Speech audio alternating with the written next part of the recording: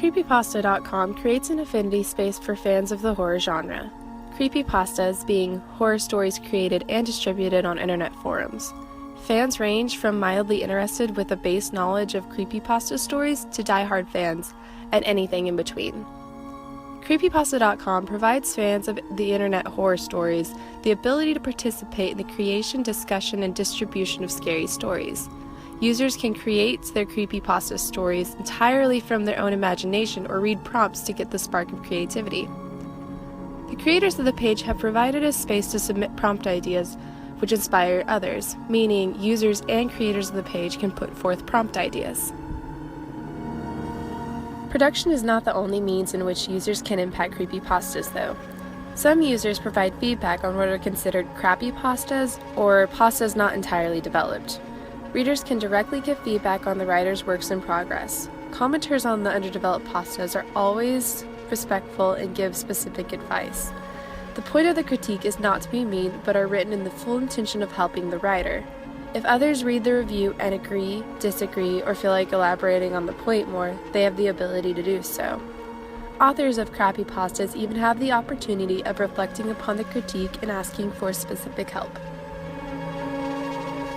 Other users on the site may choose not to create or critique, but discuss. Those looking to talk about their favorite creepypastas and subgenres need not fear, as the site submits monthly discussion boards over different topics, ranging in anything from worst creepypasta tropes to a discussion board all about creepy anime and horror manga.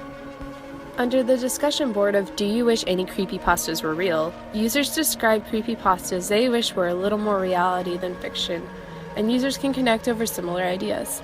Individuals can also argue their points and take sides on the subject.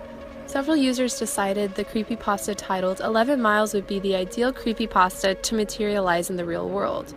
A small sub-message board was created in which users discussed how they would handle the particular creepypasta. Users who are unfamiliar with the story may choose to read 11 Miles in order to participate in the discussion. However, that would require them researching 11 Miles, which would take them to an entirely different site.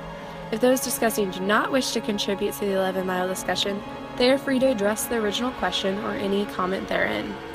Discussion topics come from providers as well as users, meaning the users can submit topics for discussion that will later be approved from the publishers and provided by the site.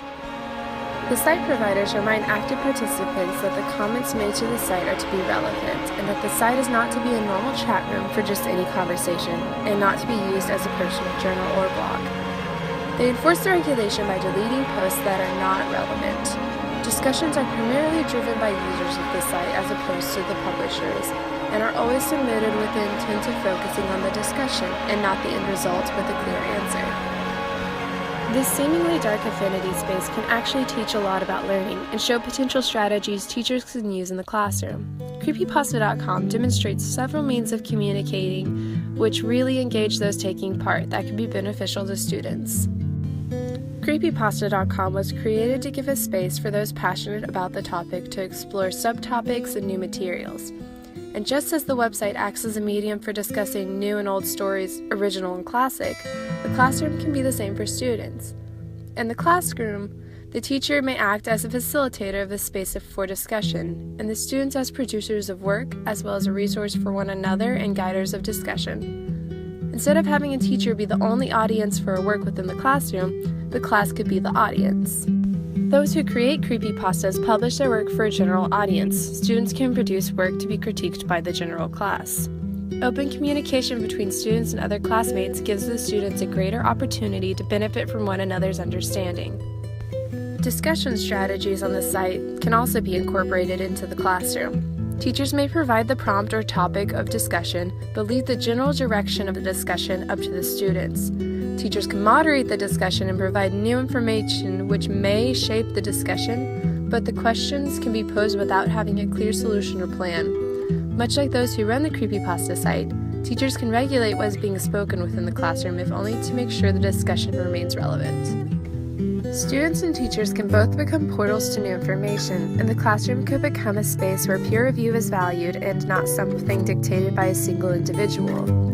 The students and the teacher can both create the space of learning in the classroom, just as the users and creators of the Creepypasta site create the space for celebrating scary stories.